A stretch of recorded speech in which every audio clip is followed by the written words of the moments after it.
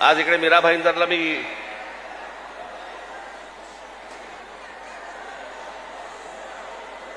मुद्दामून आलो.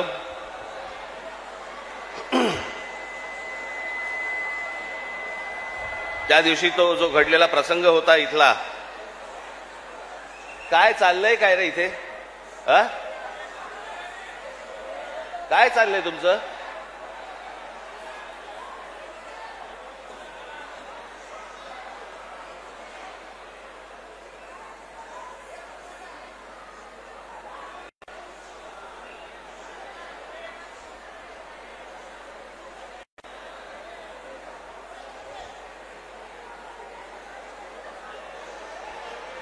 आता जागा नाही तर कुठे पुढे कुठे येणार तुम्ही?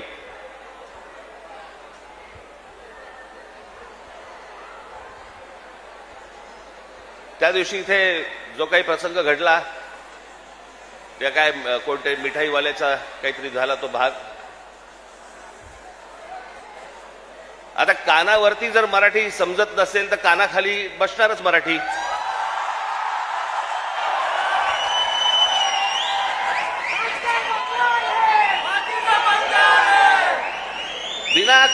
विनाकारण काहीतरी काढत असतात. साधा छोटा प्रसंग होता तो.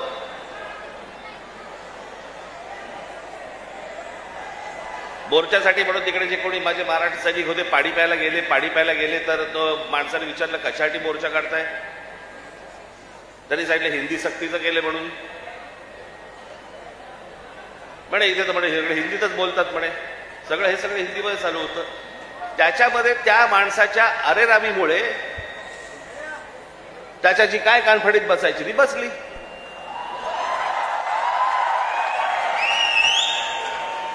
मग लगेच इकडच्या सगळ्या व्यापाऱ्यांनी बंद पुकारला. तुमच्या मारली होती, अजून नाही मारली आहे.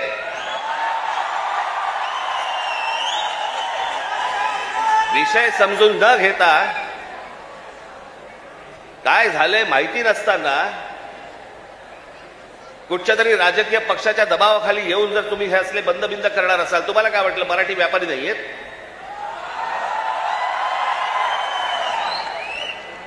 दुकानं बंद करून किती काळ राहणार आहात? शेवटी आम्ही काहीतरी घेतलं तरच दुकान चालणार ना. महाराष्ट्रामध्ये राहताय, शांतपणे राहा, मराठी शिका. आमचं काही वावडं नाहीये, तुमच्याशी काही भांडण नाहीये. पण मस्ती करणार असाल इथे तर महाराष्ट्राचा दणका बसणार म्हणजे बसणार, एवढं लक्षात ठेवा.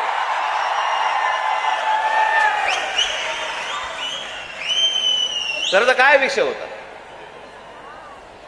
1ली ते 5वी राज्य सरकारने म्हणे हिंदी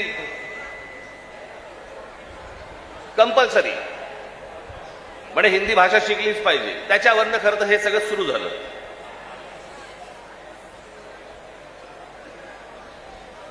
काल आमचे ते मुख्यमंत्री महाराष्ट्र राज्याचे देवेंद्र फडणवीस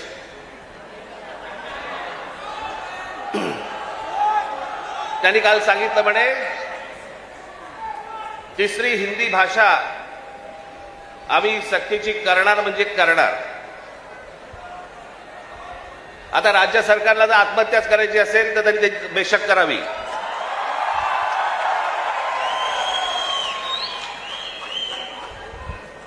त्या दिवशीच्या मोर्चाच्या फक्त धसक्याने निर्णय मागे घ्यायला लागला होता.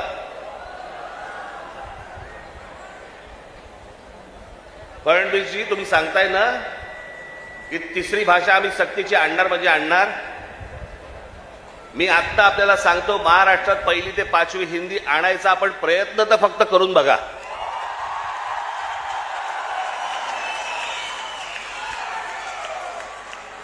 दुकानं नाहीत, शाळाही बंद करीन.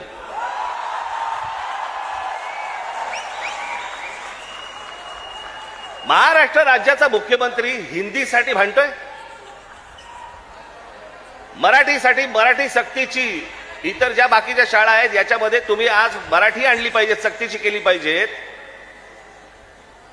ते सोडून तुम्ही हिंदी सक्तीची करण्याच्या मागे लागलेला कोणाच्या दबावासाठी? कोण दबाव टाकते तुमच्यावरती?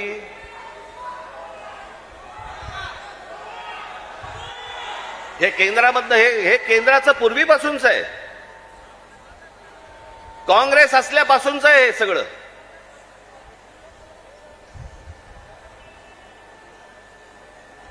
मुंबईसह संयुक्त महाराष्ट्र जो झाला त्याचा जो लढा होता, इतका प्रचंड मोठा लढा, ही मुंबई महाराष्ट्रापासून बाजूला करण्याचा डाव होता. तो कोणाचा होता? काही गुजराती व्यापाऱ्यांचा होता आणि काही गुजराती नेत्यांचा होता. मी एकदा पुस्तक वाचत असताना, आचार्य आस्तांचं पुस्तक वाचत असताना मला धक्का बसला की मुंबई महाराष्ट्राला मिळू नये याच्यासाठीचं पहिलं जे बोललं गेलं ते कोणाकडनं बोललं गेलं? वल्लभभाई पटेलांनी सांगितलं की मुंबई महाराष्ट्राला देऊ नका म्हणून. वल्लभभाई पटेलांनी, ज्यांना आजपर्यंत आम्ही लोह पुरुष म्हणून मानत आलो, या देशाचे गृहमंत्री, आम्ही त्याच्याकडे आदराने आजपर्यंत पाहत आलो, तुम्ही महाराष्ट्राला विरोध केलात.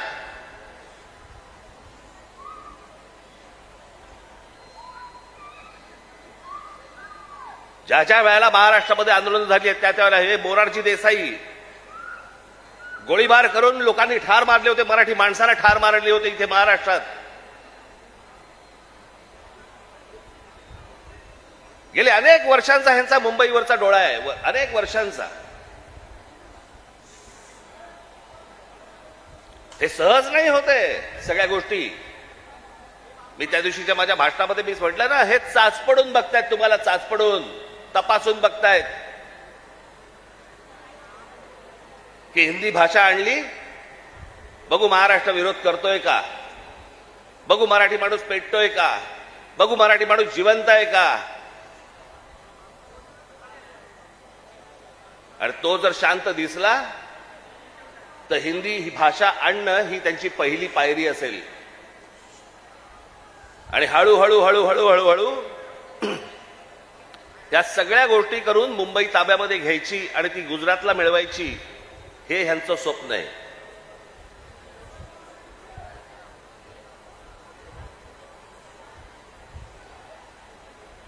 खरं तर बाकीच्यांचा विषय येतो कुठे मला कळतच नाही.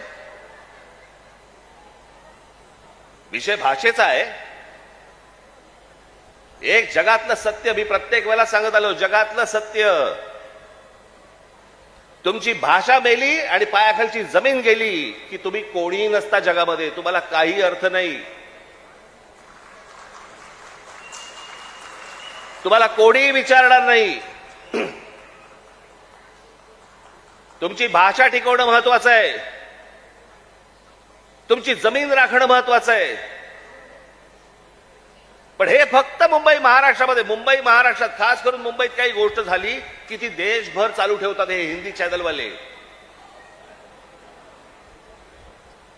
हे कसले हिंदी चॅनलवाले?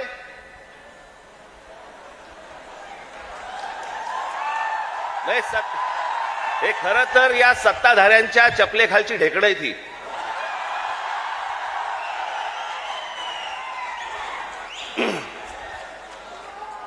आता बघा, थोड्या वेळात बघा सुरू करतील, राज ठाकरेंनी उगला जहर.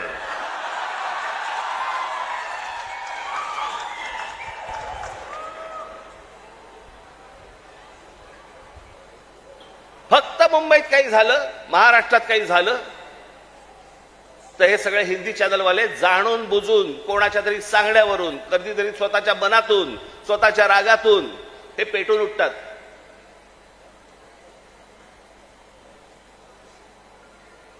माझ्या बिहारमधले जे काही लोक आहेत, माझं त्यांनाही विचारणं आहे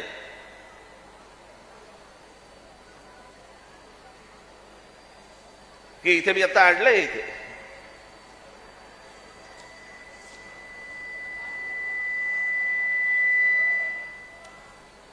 28 सप्टेंबर 2018, ऐका नीट मी काय बोलतोय. 28 सप्टेंबर 2018 धुंदार, हिम्मतनगर जवळ, जिल्हा साबरकांठा, गुजरात, 14 महिन्याच्या एका मुलीवरती बलात्कार झाला. ती मारहाण त्याच्यानंतर बिहारी लोकांना गुजरातमध्ये मारहाण केली आणि जवळपास मारहाण करून 20,000 लोकांना गुजरातमधनं बिहाऱ्यांना हाकलून दिले, बाहेर काढले. झाल्या का हो बातम्या?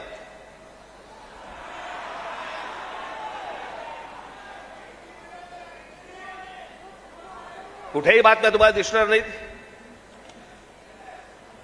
हा माणूस त्याच्यानंतर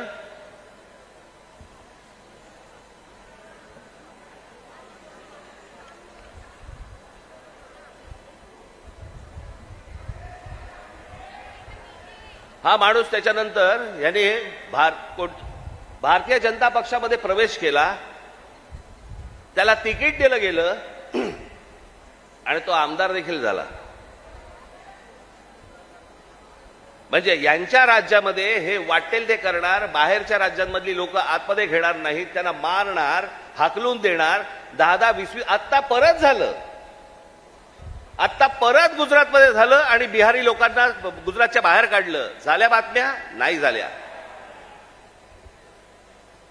इथे एका मिठाईवाल्याच्या कानफडीत बसल्यावरती देशाची बातमी भरते, देशाची.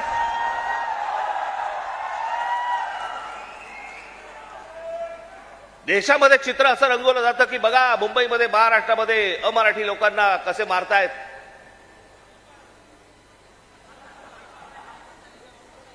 हे काय प्रकारचं राजकारण सुरू आहे देशामध्ये, आपण लक्षात घ्या.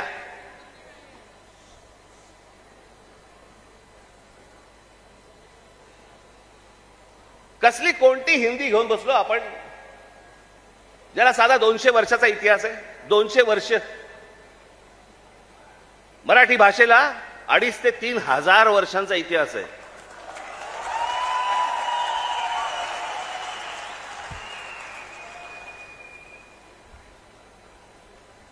मराठी भाषेला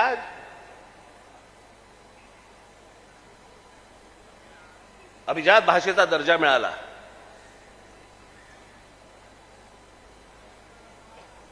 या शिवतीर्थावरती इथे मुंबईला पंतप्रधान नरेंद्र मोदींच्या समोर मी त्यांना सांगितलं होतं, माझ्या फक्त 5 गोष्टी आहेत, 5 अटी आहेत गोष्टी.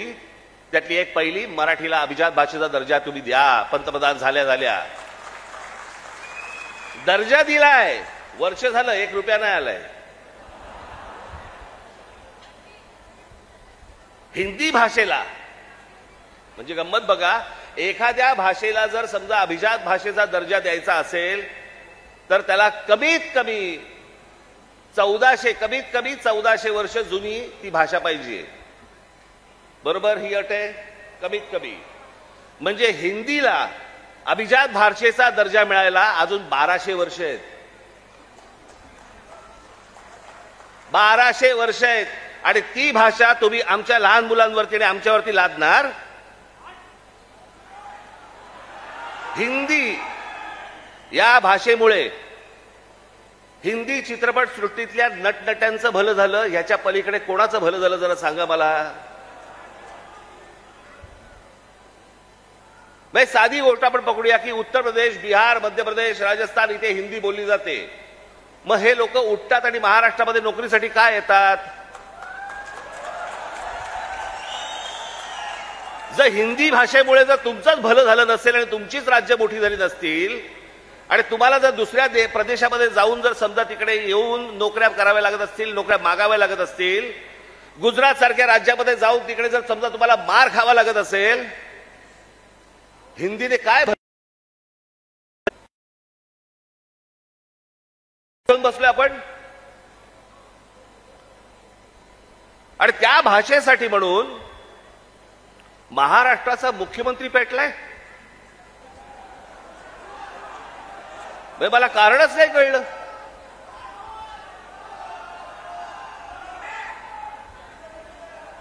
मी तुम्हाला साधी गोष्ट सांगतो, हिंदी ही या देशात कोणाचीही मातृभाषा नाही. हे पहिल्यांदा सर्वांनी लक्षात घ्या. ज्याची काल परवाकडे कानफडीत मारली ना, त्याला विचार तुझी मातृभाषा कुठची.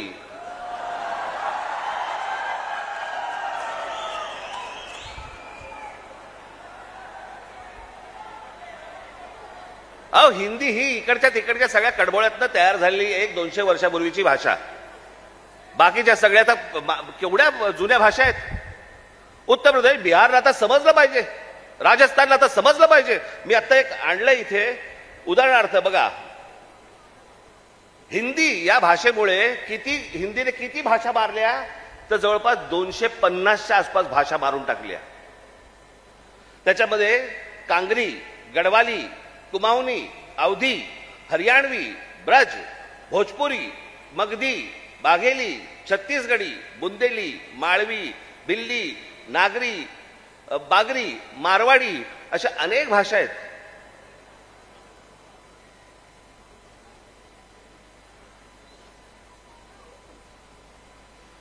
आता बिहारमध्ये ज्यांनी पहिली हिंदी ही भाषा स्वीकारली, तिथे आजही 99% लोक मातृभाषा बोलतात, हिंदी बोलत नाहीत. म्हणजे अशा तर मी तुम्हाला सांगतो,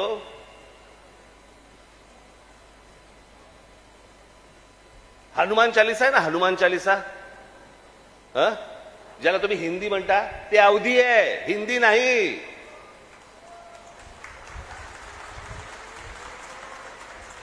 पहिल्यांदा भाषा आपण नीट समजून घेतली पाहिजे. मराठी भाषेचा आपण इतिहास नीट एकदा समजून घेतला पाहिजे.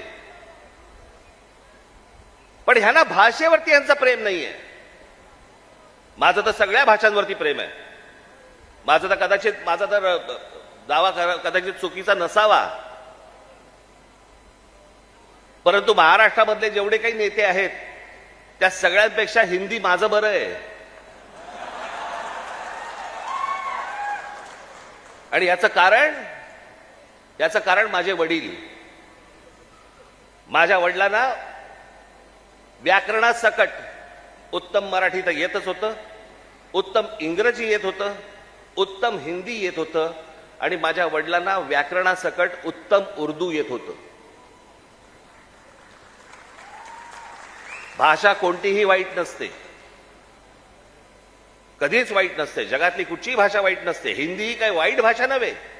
आमच्यावर लादणार असाल, नाही बोलणार जा.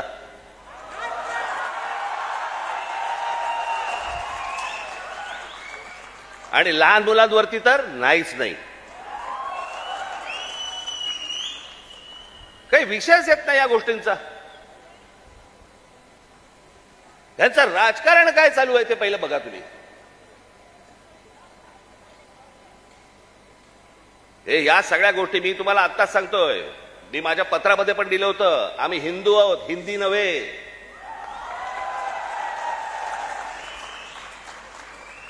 पण हिंदुत्वाच्या बोरख्या खालून जर समजा तुम्ही माझी मराठी संपवायला येणार असाल, माझ्यासारखा कडवट मराठी तुम्हाला सापडणार पण नाही.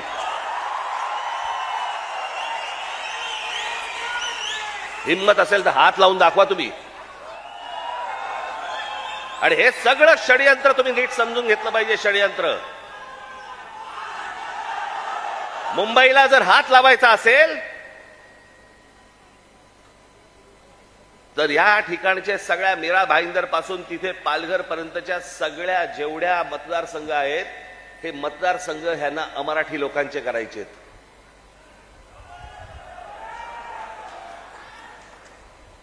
मी गेले 20 वर्ष मी ओरडून बोंबलून सांगतोय, ही नुसती माणसं येत नाही आहेत. हे नुसते इमारतींमध्ये माणसं येत नाही आहेत. इमारती उभ्या राहतात आणि बाहेरची माणसं येत आहेत. इमारती उभ्या राहतात आणि बाहेरची माणसं येत आहेत. नुसती माणसं नाही येत आहेत. हे मतदारसंघ बनवत आहेत. हे मतदारसंघ बनवून तुम्हाला हटवणार, तुम्हाला लांब लांब फेकून देणार. उद्या हे काय सांगणार, अरे बघा ना, आमचाच खासदार, आमचेच आमदार, आमचेच नगरसेवक, आमचाच महापौर.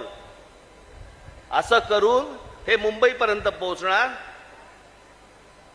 आणि हा अख्खाच्या अख्खा पट्टा हा सगळा गुजरातला मिळवण्यासाठीचे सगळे खटाटोप सुरू आहेत. हे आज नाही, हे पूर्वीपासून सुरू आहेत. पूर्वी त्यांनी तर जाहीररित्या सांगितलं होतं, पण आता कसं आहे, आता हे लपून छपून हळूवार पद्धतीने या सगळ्या गोष्टी सुरू आहेत. हे काय षडयंत्र हे आपण नीट ओळखा, हे समजून घ्या. हा सहज आलेला माज नाही हा. हे जास्त तुमच्या अंगावरती येतात आणि तुम्हाला सांगतात नाही मराठी नाही बोलणार, आम्ही नाही बोलेंगे. हा जो माज आहे ना, हा माज तिथून आलेला आहे, तिथून.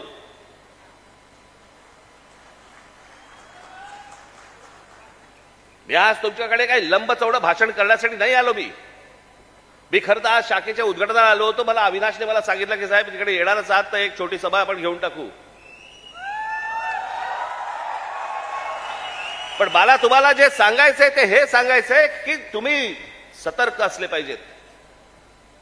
आज काहीतरी प्रकरण उसळलं आणि आज काहीतरी उघडलं म्हणून आज आम्ही जागे व्हायचं, उद्या त्याच्यानंतर आम्ही झोपून जायचं आणि मग बाकीचं सगळं पोखरलं जातंय.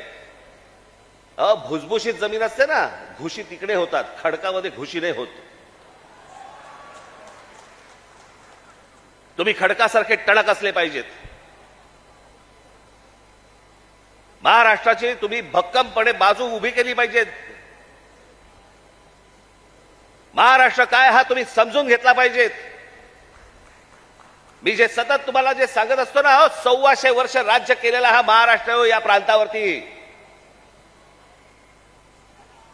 मी अनेकदा बोलत आलो, तुम्हाला सांगत आलो की ह्याला पर्शियन लोक ह्याला हिंद प्रांत म्हणत. छत्रपती शिवाजी महाराजांची घोषणा पण काय होती? हे हिंदवी स्वराज्य व्हावे ही नव्हती, हे हिंदवी स्वराज्य व्हावे ही होती. या हिंद प्रांतावरती आमची सत्ता असावी. हा संपूर्ण हिंद प्रांत आमच्या हातामध्ये असावा. बाहेरच्यांनी येऊन आमच्यावरती इथे सरकार स्थापन नाही करायची. आम्ही कोणी गुलाम नाही आहोत. या प्रांतावरतीचा अधिकार कोणाचा असेल तर तो आमचा आहे. आणि 1400 वर्ष या मराठेशाहीने जे राज्य केलं, ज्याला आपण म्हणतो ना अटके पार आम्ही झेंडे फडकवले. अटके पार झेंडे फडकवले म्हणजे काय? आजही मला असं वाटतं पाकिस्तानच्या वायव्येला का नैऋत्येला तो अटक नावाचा किल्ला आहे, त्या किल्ल्यावरती भगवा ध्वज फडकला. ते अटक किल्ला, तो अटकेपार झेंडे फडकवले आम्ही. तिथपर्यंत पोहोचले होते मराठे. तो महाराष्ट्र हतबल आहे. तो महाराष्ट्र यांच्यासमोर हात पसरतोय. आम्ही भिका मागायच्या आम्हाला न्याय द्या म्हणून. तुम्ही या महाराष्ट्राचे राजे, तुम्ही या महाराष्ट्राचे मालक. बाकीची माणसं बाहेरून आली, ती तुमच्यावरती रुबाब करणार आणि आम्ही हतबलतेने त्यांच्यासमोर बोलणार, अरे नाही नाही भाई साहब ऐसा मत. का?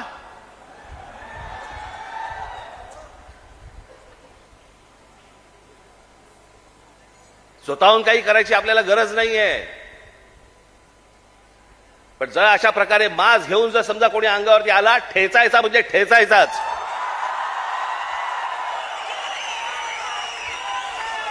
त्या दिवशी तो कोणतरी भारतीय जनता पक्षाचा एक खासदार,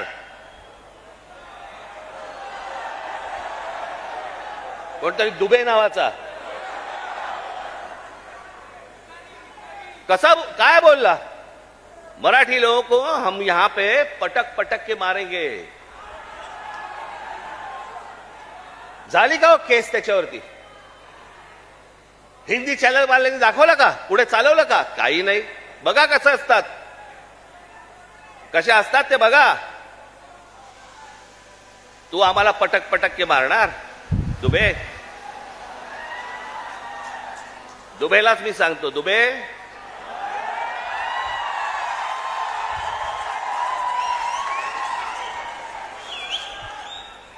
तुम मुंबई में आ जाओ.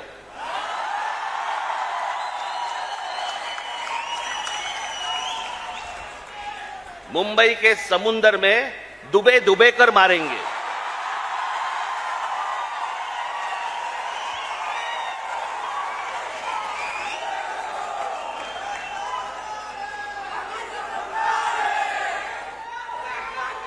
त्याला हिम्मत होते बघा कशी. तुम्ही जर काही बोललात तर त्याची राष्ट्रीय बातमी होते. तुम्ही जर कुठची अमराठी माणसाबद्दल काही गोष्ट बोललात तर ती राष्ट्रीय बातमी. पण हे ज्या वेळेला बोलतात त्यावेळेला त्यांना माहिती असतं सरकार आमच्या मागे आहे.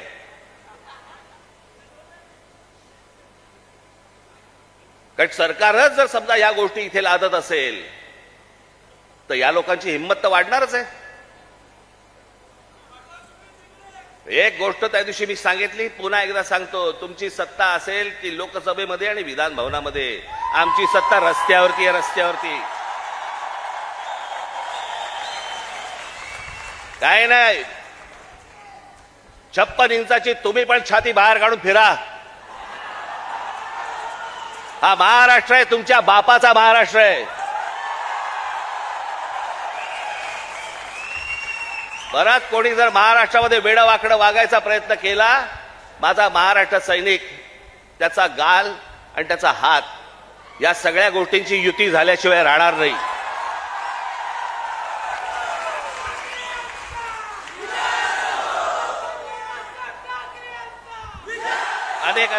अनेक ते आता सरकारी पत्रकार असतात, काही बेरोजगार पत्रकार असतात, आणि मग ते बेरोजगार पत्रकार कुठच्या युट्यूब चॅनल बिनलवरती जातात आणि म्हणतात की तुम्हाला माहिती आहे की नाही, ही फडणवीसांनी लिहिलेली स्क्रिप्ट आहे. हा कोणता स्क्रिप्ट रायटर आहे मला अजूनपर्यंत कळलेला नाही, जो स्वतःचा अपमान पण त्याच्यामध्ये लिहितो. ज्याला हे सगळं मागे घ्यावं लागलं, सगळ्यांकडनं दबाव आल्यानंतर मी हे दोन्ही GR मागे घेत आहे, हे स्क्रिप्ट रायटर लिहू शकतो. पण हे काय चालू आहे? हे तुमच्या मनात काहीतरी विष घालवणं सुरू आहे की हे बघा, हे आतून सगळे एक येतं, बघा हे सगळं असं सगळं सुरू आहे. कशाचा कशाला कशाचाही संबंध नाही आहे. कोणाशी माझी मैत्री असो, दुश्मनी असो, काहीही असो, एक गोष्ट निश्चित सांगतो, महाराष्ट्राच्या बाबतीत, मराठी माणसाच्या बाबतीत आणि मराठी भाषेच्या बाबतीत राज ठाकरे कोणाशी तडजोड करणार नाही. याच्या आधीही केली नाही, आत्ताही केली नाही आणि पुढेही करणार नाही. मला असं वाटतं तुम्ही देखील त्याच पद्धतीने महाराष्ट्रामध्ये राहिलं पाहिजे, जगलं पाहिजे, वावरलं पाहिजे. आणि जे कोणी इथे राहत असतील मराठी लोक, मी त्याशी माझ्या एका मित्राचा दाखला दिला होता, बाकीच्यांनी देखील लवकरात लवकर मराठी शिकण्याचा आपण प्रयत्न करावा. आम्ही तुमच्याशी मराठीत बोलू. माझी तुम्हाला सर्वांना तुम्हाला सांगणं आहे, ज्या ज्या ठिकाणी जाल, दुकानात गेलात, बसमध्ये गेलात, ट्रेनमध्ये गेलात, टॅक्सीत बसलात, कुठेही गेलात, जास्तीत जास्त प्रमाणात म्हणण्यापेक्षा कायमस्वरूपी तुम्ही समोरच्याशी मराठीमध्येच बोला, त्याला मराठीत बोलायला भाग पाडा.